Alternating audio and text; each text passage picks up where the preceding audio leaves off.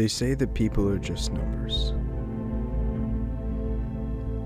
statistics.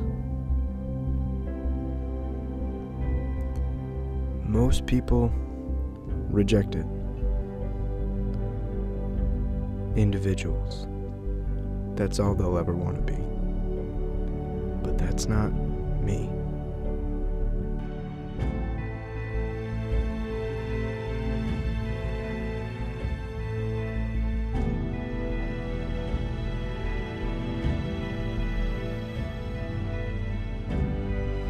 There's something powerful about a symbol. The world embraces so many of them, especially when they look like you.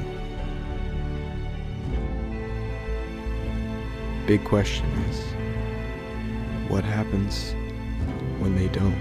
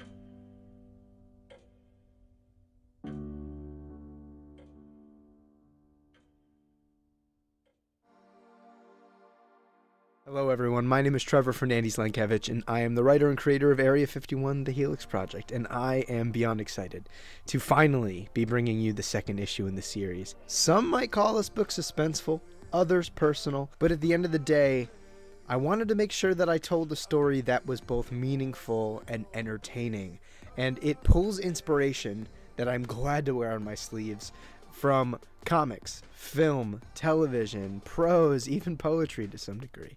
So for me, this first issue was all about setting up the emotional and dramatic weight, who these characters are, and give you little hints at what is to come with the Helix Project. And this second issue, from the jump, hits the ground running. Like the last issue, we're certainly going to build on the trauma of our protagonist Kent's past, and we have a cool Sin City-esque scene, which is what reviewers tend to refer to it as, just like the last issue, where it fills in a few of the gaps from issue 1, and I think will introduce you to characters in a way that you might not have seen them before. The second issue takes all of the emotion and all of the drama of issue 1 and turns it up to 11, so I hope you'll consider giving it a look. Yes, this is a crazy sci-fi conspiracy story about the government harvesting extraterrestrial DNA to create super soldiers. Yes, it will have moments that will shock you. Yes, it will have characters that you can connect and relate to. But most importantly, this is a story about us. This is a story about identity, mental health, the idea of living in service to a memory of somebody, and frankly, about the downfalls of being absolutist. To me and to many, fiction is often at its best when it is reflective of the real world, and that's very much something that myself and my collaborators are trying to bring to you guys. And it is very much aspects of the real world, but wrapped in this fantastical sci-fi conspiratorial package. Now, I have to admit that this book would be absolutely nothing without the wonderful collaborators that I've had the pleasure of working with on this book, including the original cover artist and the interior artist, Marcelo Salazar, the absolutely brilliant colorist, Marcio Freire, with letters by the astounding Taylor Esposito, and a killer variant cover, of course, by Adrian Bone. Without these guys, this story would just be words on a script, and it's with their help that we're able to breathe life into those words and make them something real. If you liked issue 1, you're gonna love issue 2, and if you haven't gotten a chance to check it out, please consider giving this a look. There are so many great rewards on this project, including getting drawn in as a murder victim, being featured on 2 pages, one of which is a splash page. You guys can check out the Kickstarter below so that you can see what that's like for yourself, amongst crazy cool, high quality premium merchandise and apparel. So consider giving it a look, and to let you know that all of the books will be sold at the retail prices with a free signature. So I want to make sure that this experience is personal for you, for me, and overall just expresses my gratitude to those of you that have supported this series and will continue to support it. So I want to thank you guys for watching, and if you don't trust my word for it, maybe you'll trust these guys.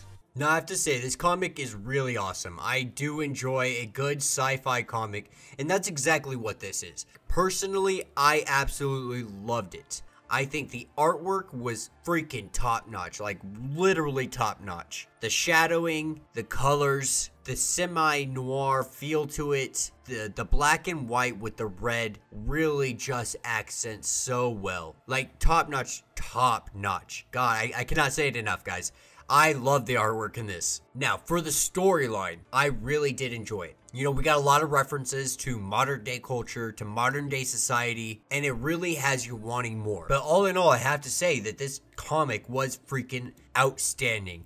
I highly recommend that you guys check it out. Go buy this comic. Go ahead, go buy it. The story has tons of symbolism in it, as well as some homages to other comic books. Now, when it comes to the art aspects of the story, this is definitely one of the shining points. The line work is outstanding.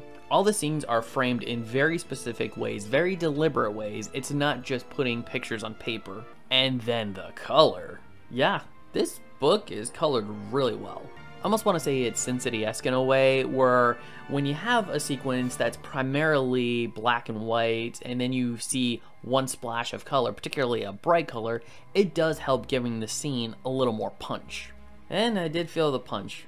I do gotta say that Area 51 The Helix Project is a spectacularly well done book. It actually succeeds where a lot of other self-published comics tend to fail, as in it features a really well-crafted story, great artwork, and a protagonist that I want to continue this journey with.